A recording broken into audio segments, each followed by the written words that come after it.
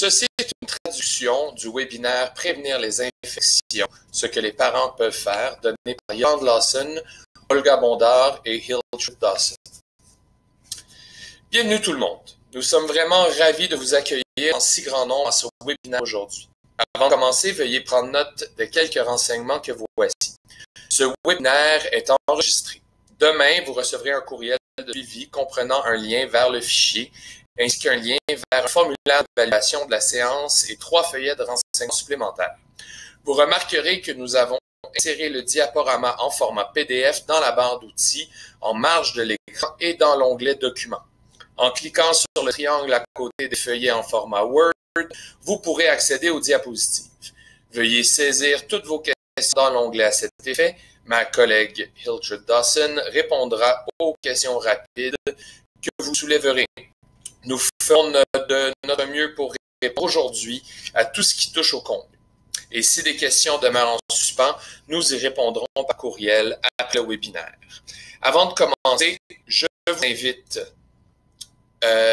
vous invite à reconnaître que nous nous réunissons en territoire non cédé, habité depuis toujours par les peuples autochtones, que nous remercions pour l'occasion qui nous est donnée de nous rencontrer ici. Nous avons aussi un devoir de gratitude envers les générations passées qui ont pris soin de ce territoire pendant des milliers d'années. Nous reconnaissons que notre réunion a lieu sur les terres ancestrales des nations Mississauga et Haudenosaunee et à l'intérieur des territoires protégés par le pacte de la ceinture Wampum, faisant référence au concept du bol à une seule cuillère. Cette reconnaissance des contributions et de l'importance historique des Premières Nations va de pair avec notre engagement à faire preuve de sécurisation culturelle dans les soins que nous offrons à nos familles autochtones. Meilleur départ par Nexus Santé, l'hôte du webinaire aujourd'hui, produit des ressources multimédia en plusieurs langues qui portent sur un éventail de sujets liés à la santé de la femme avant et pendant la grossesse, ainsi qu'au développement des jeunes enfants. La plupart des ressources peuvent être téléchargées sans frais et plusieurs peuvent être adaptées aux besoins locaux. Pour de plus amples informations, veuillez communiquer avec le Centre de ressources Meilleur Départ à partir du site www.meilleurdépart.org. L'organisme publie également des bulletins électroniques qui vous permettent de rester au courant des tendances actuelles en matière de promotion de la santé chez les femmes avant et pendant la grossesse et chez les enfants. Dans ces communautés en ligne Listserv, vous pouvez échanger des idées, des stratégies et de bonnes pratiques avec d'autres spécialistes et fournisseurs de services. Vous souhaitez joindre l'une des communautés Listserv? Inscrivez-vous à partir du site www.meilleurdépart.org. Je laisse maintenant la parole à Olga qui poursuivra la présentation. Bonjour à tous et merci de prendre part à ce webinaire aujourd'hui. Mon nom est Olga et je suis consultante en promotion de la santé chez Nexus Santé. Le principal objectif de cette séance est de discuter de la prévention et du contrôle des infections à domicile durant la pandémie de la COVID-19. Voici les sujets que nous aborderons aujourd'hui. Le contenu de ce webinaire s'appuie sur plusieurs sources, y compris le gouvernement du Canada, l'Agence de la santé publique Canada, l'Agence Santé publique Ontario, les informations présentées par des professionnels des milieux universitaires et scientifiques, de même que l'UNICEF et l'OMS. Avant de commencer, veuillez prendre note de ce qui suit. Les informations présentées ici sont actuelles en date d'aujourd'hui. Toutefois, à mesure que davantage de données probantes deviennent disponibles, il se peut que de nouvelles études viennent appuyer les recommandations actuelles des autorités sanitaires ou donner à d'autres indications fondées sur de nouvelles connaissances émergentes. Exception faite du lavage des mains et de l'utilisation d'équipements de protection individuelle. Bien sûr, ces informations se sont révélées fiables depuis plusieurs années. Des liens vers les ressources citées dans cette présentation sont fournis à la fin du diaporama et le tout sera publié sur le site web de Nexus Santé. Nous aborderons donc les sujets suivants. Les techniques d'hygiène des mains et l'équipement de protection individuelle, c'est-à-dire les masques et les gants, la COVID-19 et la salubrité des aliments, la COVID-19 l'alimentation des nourrissons, l'entretien ménager durant la pandémie de la COVID-19 et comment prendre soin d'un proche ayant contracté la COVID-19. Avant de parler de la prévention et du contrôle des infections, nous devons aborder la plus importante notion. Comment laver vos mains adéquatement? Et comment mettre et enlever correctement des gants et un masque. Vous avez certainement tous et toutes entendu parler de l'importance de l'hygiène des mains pour prévenir la propagation de la COVID-19. Or, comme vous le savez probablement, beaucoup de gens ne le font pas correctement. Voici quelques liens vers des vidéos démontrant la technique approuvée par l'Organisation mondiale de la santé pour bien laver et désinfecter vos mains. Ces liens vous seront transmis par courriel au terme du webinaire et seront également accessibles à partir de ce diaporama, qui sera publié sur le site web de Meilleur Départ par Nexus Santé. L'essentiel à retenir est que lorsque vous lavez ou désinfectez vos mains, c'est le frottage qui élimine les germes. Il est donc crucial que la technique et la durée soient adéquates pour que ce soit efficace. Parlons maintenant des masques. À l'heure actuelle, Santé Canada recommande le port d'un masque en public. Il n'est pas possible de maintenir l'éloignement physique, par exemple dans les épiceries. Toutefois, il est très important de le mettre et de l'enlever correctement pour qu'il protège efficacement contre la COVID-19.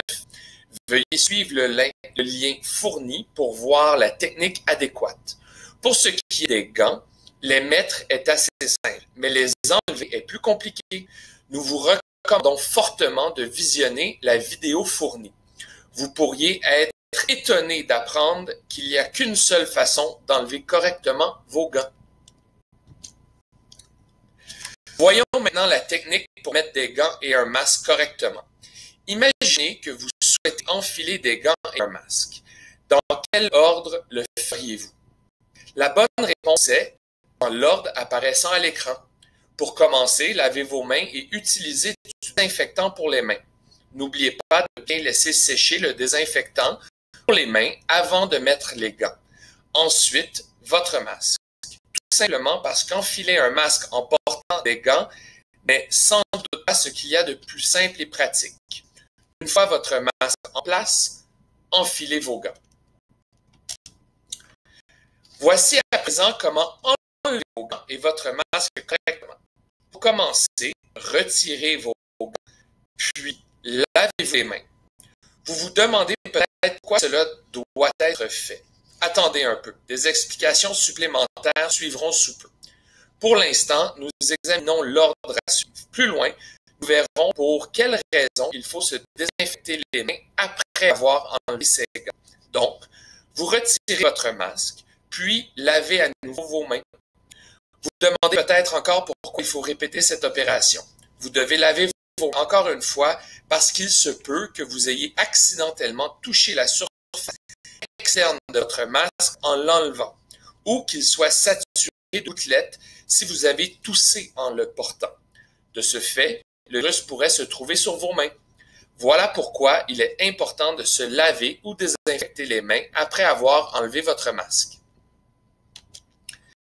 Maintenant que nous avons couvert les éléments de base, nous pouvons aborder certains sujets importants qui sont, pour plusieurs, source d'inquiétude ou d'anxiété durant cette période de pandémie. Commençons par la salubrité des aliments en contexte de COVID-19. Selon les données actuelles disponibles, le risque de contamination des aliments par ce virus est faible ou très faible. De plus, il n'y a aucune donnée probante confirmant que la COVID-19 peut se transmettre par les aliments.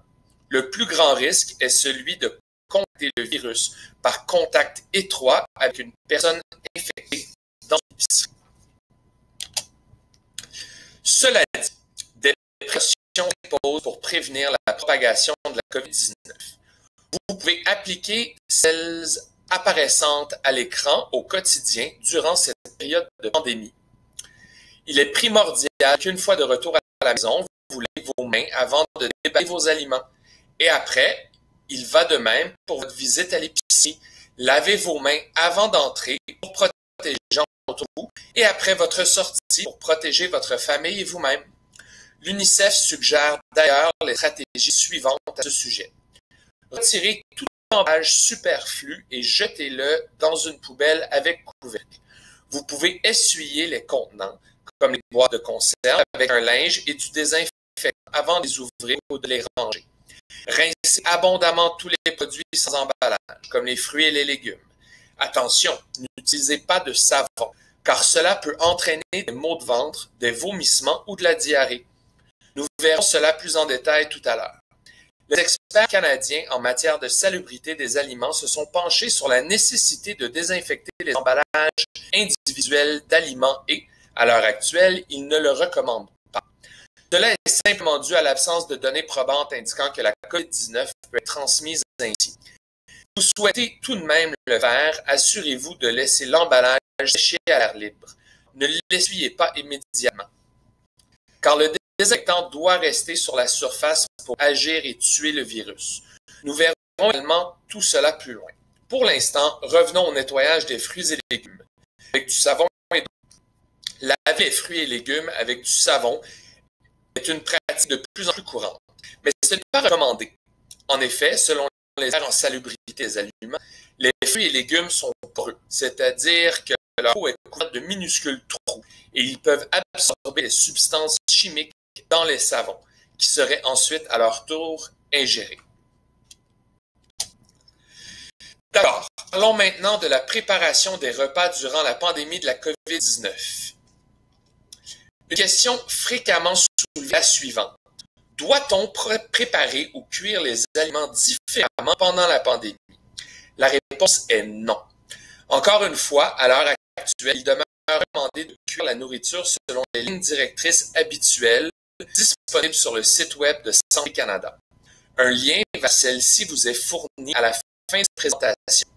Pour l'instant, l'important est d'appliquer au quotidien les pratiques courantes de salubrité des aliments recommandées par Santé Canada et l'UNICEF.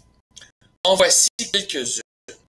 Lavez-vous soigneusement les mains avec de l'eau et du savon pendant au moins 20 secondes avant de préparer des aliments et après. Utilisez des planches à découper différentes pour apprêter la viande, le poisson, la volaille et les fruits et légumes crus. Faites cuire vos aliments jusqu'à ce qu'ils atteignent la température adéquate. Consultez Santé Canada pour connaître les températures de cuisson recommandées. Sachez que ces informations seront également fournies dans des feuillets qui vous seront envoyés. Gardez les aliments périssables au réfrigérateur ou au congélateur et portez attention aux dates de péremption des produits. Nettoyez les comptoirs et les surfaces de votre cuisine, y compris les planches à découper et les éviers. Il est très important de laver et désinfecter vos éviers, surtout si vous allez déposer de la viande crue, que ce soit avant de préparer le repas ou après. On conseille d'utiliser des essuie-tout, des lingettes ou des chiffons jetables pour éviter le risque de contamination croisée et la propagation de bactéries. Pour tout nettoyer, utilisez un désinfectant pour la cuisine en suivant les conseils du fabricant ou une solution d'eau de Javel. Il existe plusieurs recettes pour soit une solution, mais pour les comptoirs et les éviers de cuisine, vous pouvez suivre le ratio suivant. 5 litres de gélisant domestique dilué dans 750 litres d'eau. Voici à nouveau la recette. 5 litres de gélisant dilué dans 750 ml d'eau. Il est également important qu'après avoir désinfecté vos planches découpées, et vos comptoirs, vous rinciez soigneusement ces surfaces avec de l'eau avant de cuisiner pour qu'il n'y ait pas de résidus de désinfectant. Aussi, autant que possible, gérez les rues alimentaires et recyclez les emballages de façon appropriée et sévère en évitant leur accumulation. Lavez-vous les mains avec de l'eau et du savon pendant 20 secondes avant de manger et assurez-vous que vos enfants le font aussi. Utilisez toujours des ustensiles et de la vaisselle propre. Vous trouverez toutes ces informations dans le document complémentaire qui vous sera envoyé par courriel avec le formulaire d'évaluation après ce webinaire. Ces derniers seront également disponibles sur notre site.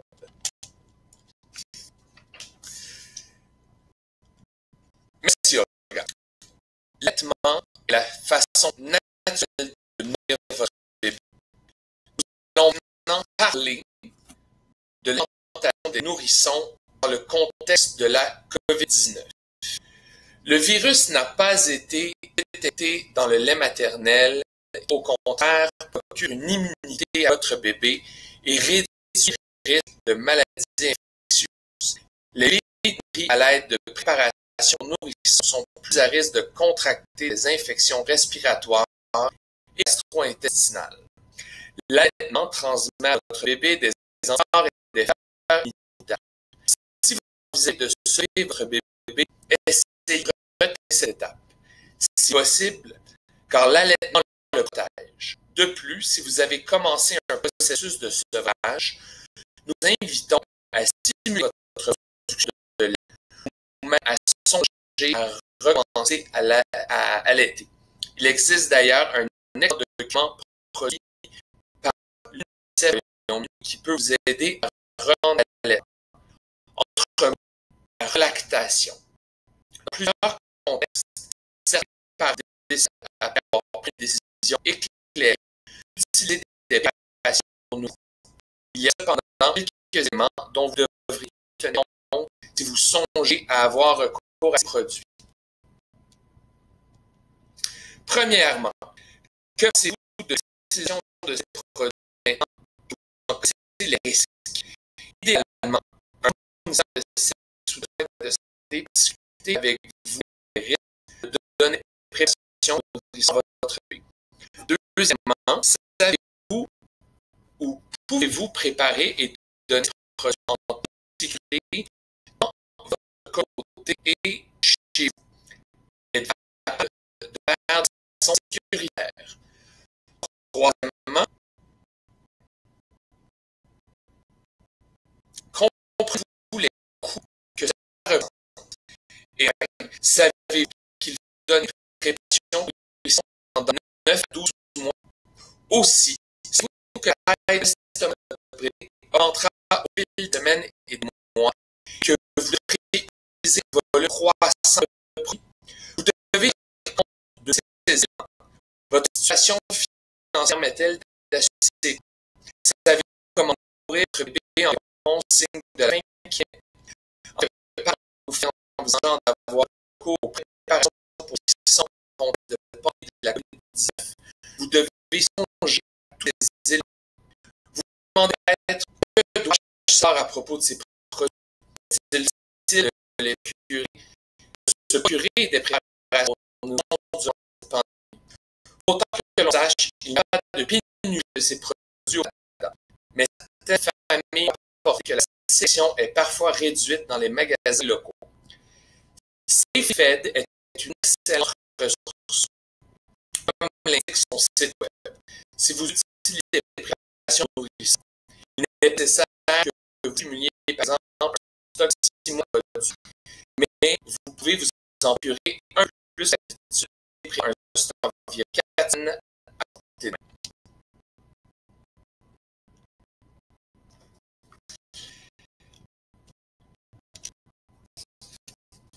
À noter, des témoignages nous sont parvenus à mes de la Rio indiquant que certaines grandes chaînes magasins livrent le nombre de contenants que peuvent acheter les gens lors de même transaction. Cela a un sérieux problème pour les personnes qui, après avoir acheté dans un centre urbain au sud de la province, s'appellent à s'envoler pour rejoindre leur communauté nautique et veulent acheter et porter le stock un mois de préparation pour les centres. Les problèmes de sécurité alimentaire ont été signalés. Il s'agit de récits anecdotiques. Pour en revenir à la COVID-19 et à l'alimentation du nourrisson, comment pouvons-nous préparer de façon sécuritaire la préparation aux nourrissons dans le contexte de la COVID-19? Comme l'a mentionné, il faut assurer l'hygiène de commencer et préparer les produits.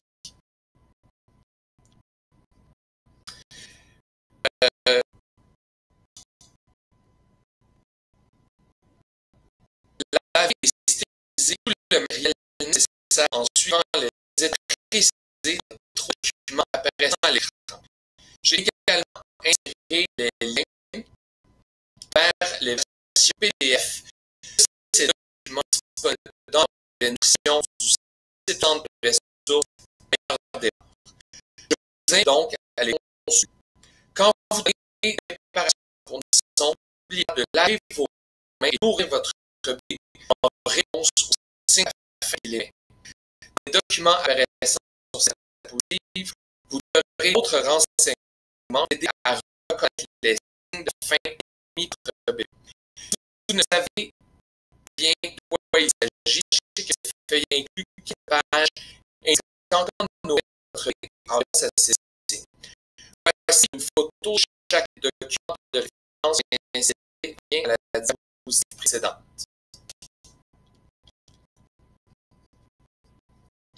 Il indique comment préparer toutes les préparations aux nourrissons.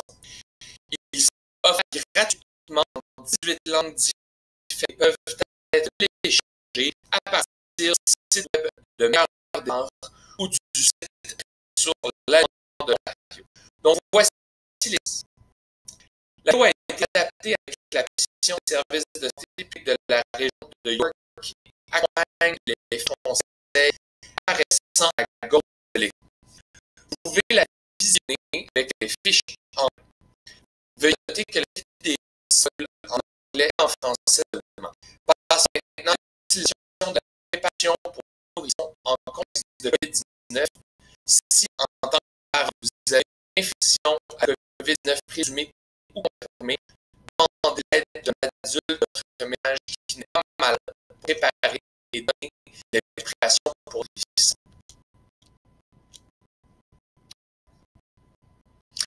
Ce n'est pas possible que vous devez le faire vous-même. Portez un masque. Pendant que vous préparez et noir, lavez vos mains en aspect hygiène avant de commencer à préparer ces produits et à l'aide de désinfectants approuvés. Nettoyez et aseptisez toutes les surfaces dures que vous touchez, comme recommandé par Santé Canada. Olga vous présentera quelques-uns de ces désinfectants approuvés et les techniques pour les utiliser. Essayez l'extérieur du contenant, préparer les préparations en suivant la lettre des lignes directrices dans les documents cités dans les diapositives précédentes. Vous voyez également plus d'informations sur l'expression du matériel à domicile et comme vous pouvez le faire sans danger. En plus de porter un masque, vous lavez vos mains avant d'exprimer votre lait. Et après chaque utilisation, nettoyez et désinfectez tous les accords du tire-lait entrent en contact avec le lait humain. Assisez la surface entière de l'appareil. L'OMS, dans un document publié tout juste la semaine dernière, indique que vous pouvez de tousser sur votre poitrine ou votre sein dénudé. Il faut laver dès cette région avec de l'eau du savon au moins 20 secondes avant de tirer votre lait. Il n'est toutefois pas nécessaire de laver vos seins avant chaque séance de pression. Voici un appui des lignes directrices de l'Organisation mondiale de la santé.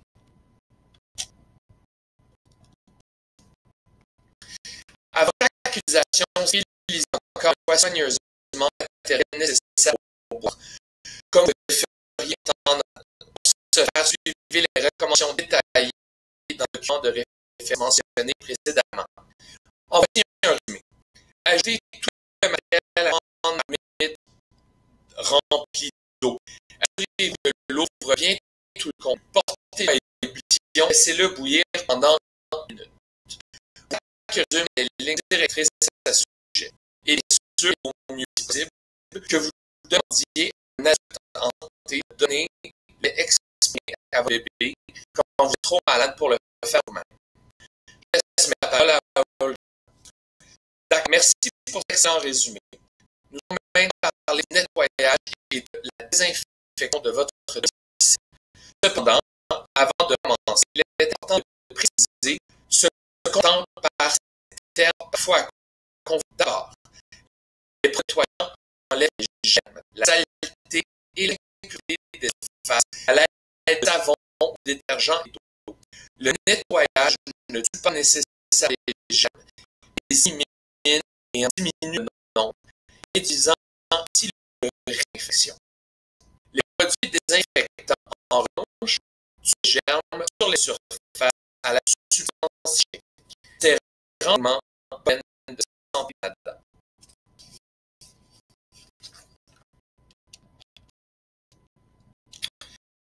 Les recommandations actuelles en matière d'entretien ménager insistent surtout sur les pratiques de nettoyage à adopter lorsque vous prenez des parents ou d'enfants infectés par la COVID-19. On parle un peu plus en détail dans un moment. Cela dit, l'UNICEF présente des recommandations d'entretien ménager dans la pandémie de la COVID-19. En gros, on recommande de nettoyer ou de désinfecter toutes les surfaces fréquemment touchées. Quand on parle surface touchée, cela comprend les paniers à lessive, les tables de jeu, les paniers de porte, les téléphones, les appareils électroniques, les télécommandes de télévision. Nous verrons comment nettoyer ces surfaces. Si une personne a effectivement contracté la COVID-19, il vous faut effectuer chaque jour toutes les surfaces. Je devrais probablement dire sans désinfecter. Parce que les gens de façon interchangeable les termes nettoyer et désinfecter. Dans le contexte actuel, nous précisons qu'il faut désinfecter chaque jour toutes les surfaces fréquemment touchées. Lorsque la COVID-19, la surface est visiblement désinfectée que va nettoyer avec du savon et de l'eau affectée. Vous vous demandez, c'est parce que les données probantes indiquent que certaines substances peuvent perdre leur propriété d'aseptisation si elles entrent en contact avec des substances organiques, par exemple de l'urine, de la vomi, etc. Pour nettoyer, puis n'utilisez que des surfaces dures approuvées ou une seule. Comment préparer votre propre solution désinfectant pour surfer? Utilisez-le. Voici quelques exemples: Clorox, Lysol, Microban, ZEP, approuvé par la santé. À la fin du diaporama, vous trouverez un lien vers une page du site web de santé. Vous pouvez saisir le nom de votre décès et savoir s'il est appelé ou non. Seulement d'utiliser du vinaigre naturel. Il n'existe simplement aucune preuve pour empêcher la propagation du virus. Important quand vous désinfectez les surfaces est de jamais mélanger du vinaigre et d'autres acides. J'utilise des produits à base d'ammoniac, par exemple du Windex ou de l'alcool à friction, car la odeur toxique très toxique. Quand vous désinfectez, laissez la solution sécher à l'air libre certains temps pour tuer le virus. En somme, désinfecter la surface, la sécher à l'air libre, puis, comme mentionné, par exemple, être en contact avec celle-ci. Vous vous demandez peut-être quelle est la meilleure façon de nettoyer électronique en danger un désinfectant puissant.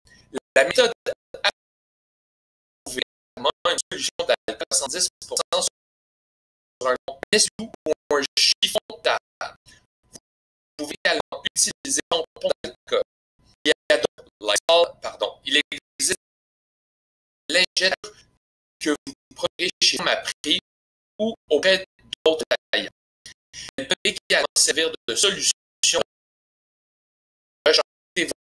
Ces lingettes ont été à protection sur les électroniques que vous souhaitez désinfecter. Ménage diagnostic COVID-19, vous devez utiliser ces objets chaque jour.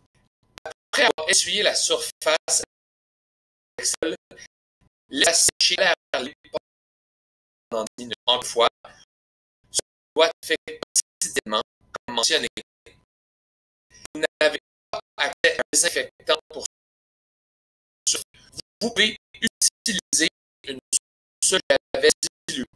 Pour ce faire, ajoutez une cuillère d'eau de javel par tasse, 250 ml.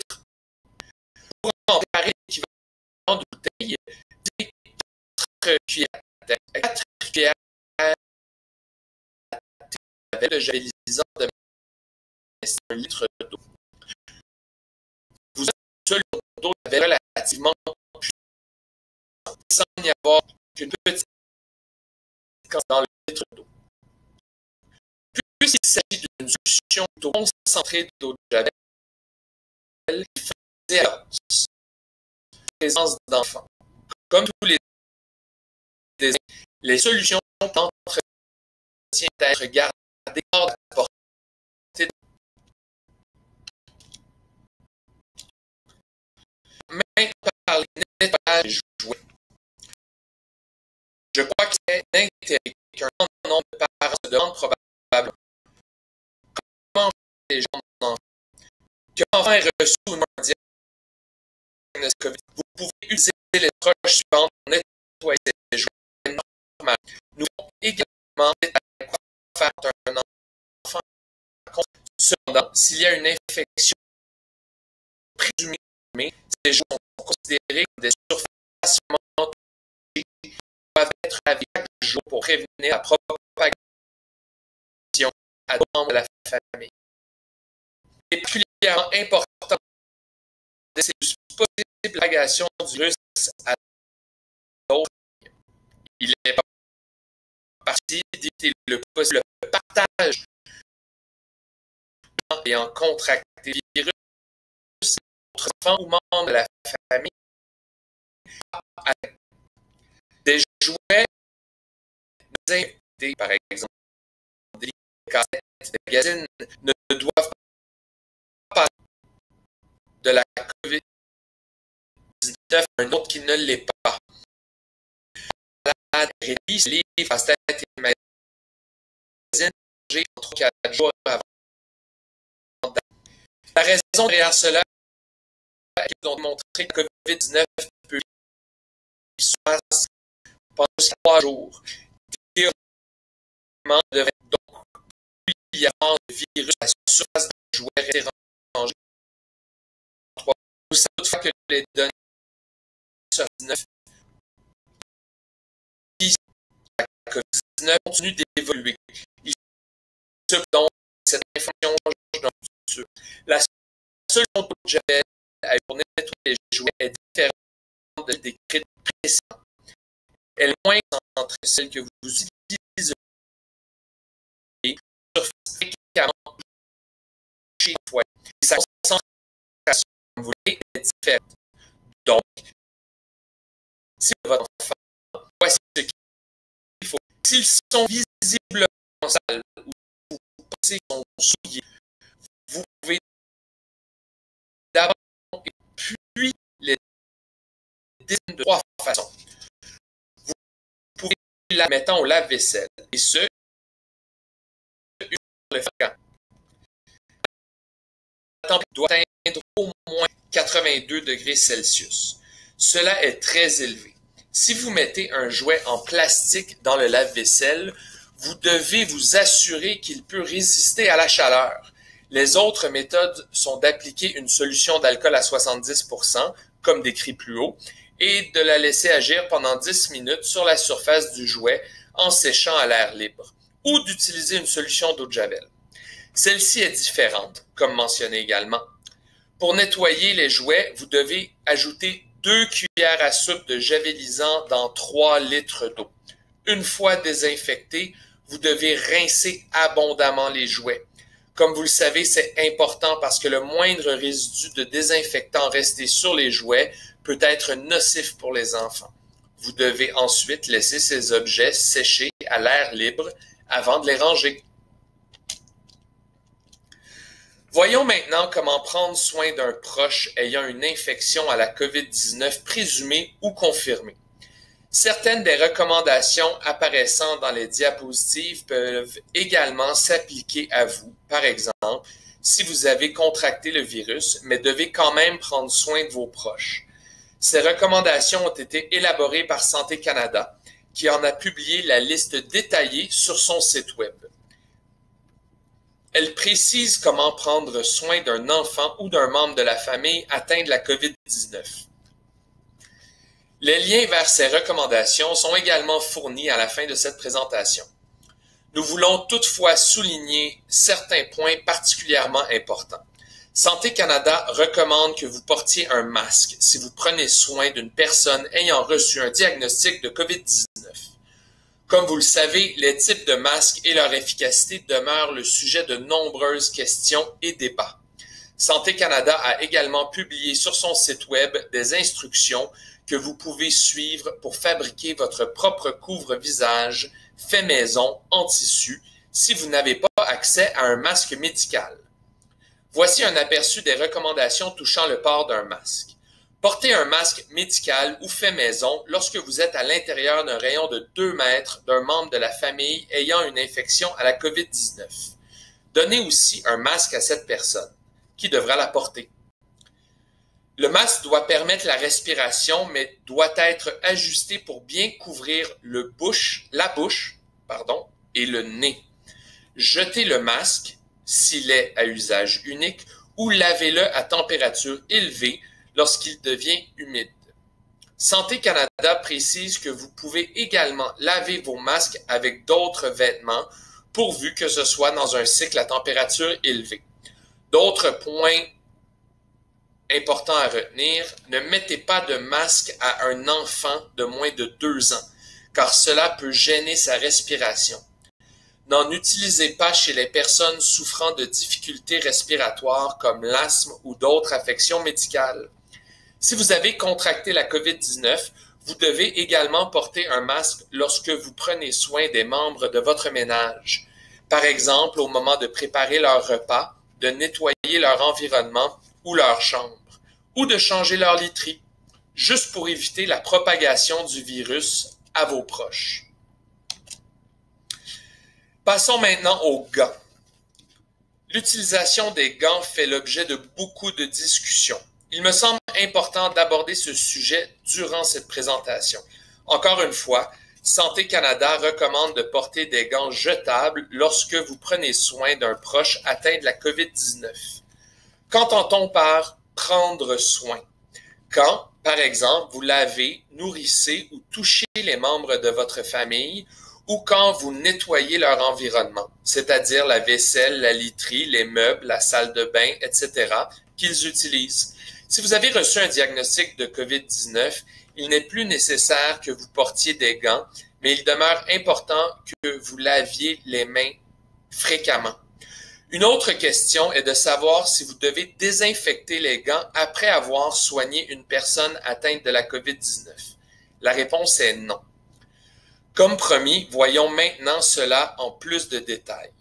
Le port de gants procure une barrière physique, raison pour laquelle il est recommandé de le faire quand vous prenez soin d'une personne atteinte de la COVID-19. Par contre, cette pratique ne remplace pas le lavage des mains, car les gants, surtout s'il ne s'agit pas d'un modèle médical, ont des pores, c'est-à-dire des trous microscopiques par lesquels les bactéries et les virus peuvent pénétrer et contaminer vos mains. Cette information peut surprendre plusieurs personnes, mais c'est d'autant plus vrai si vous portez des gants sur une longue période, parce qu'ils peuvent s'user et se déchirer sans que vous le sachiez. Il est donc très important que vous laviez vos mains après avoir enlevé vos gants.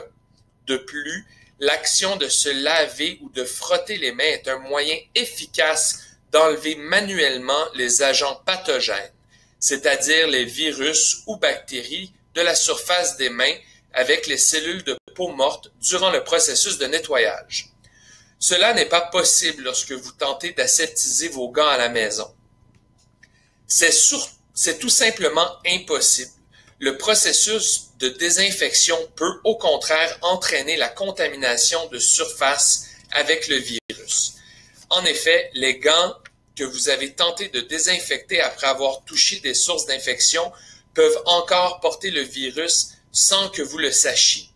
Vous continuez à toucher d'autres surfaces avec les gants souillés que vous croyez avoir désinfectés, et des surfaces jusqu'alors non contaminées se trouvent par la suite infectées par le virus.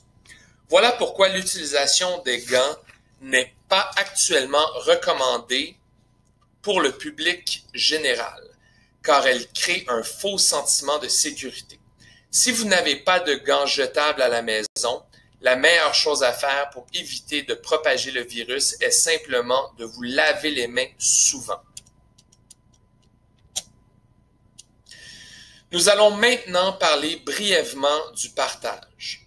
En somme, vous prenez soin d'une approche ayant reçu...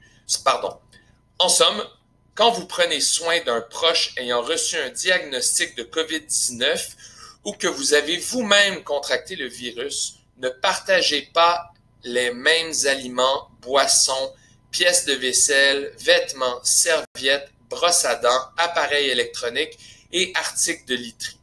Aussi, si possible, utilisez une salle de bain différente. Sinon, désinfectez la salle de bain quotidiennement, comme précisé dans une diapositive précédente. Voilà qui met fin à notre présentation et nous mène à la période de questions auxquelles Yolande et moi-même allons répondre. Fin de la traduction.